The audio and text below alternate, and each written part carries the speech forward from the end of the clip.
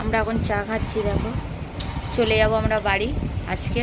তাই আমার ভাইয়ের বউ একটু চা করে খাবি দিল, বলে তোমরা চলে যাবে যখন তাহলে একটু লাস্ট চা খেয়ে নাও, আবার কবে আসবে তার ঠিক নেই।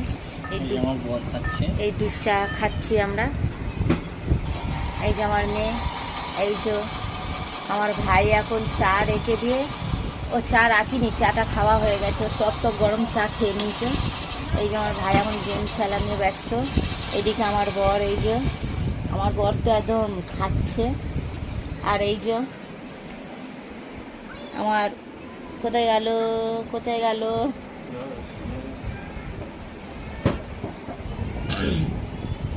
এই যে আমাদের ঘরের বৌমা। এরকম বৌমা কি তোমাদের আছে বলো?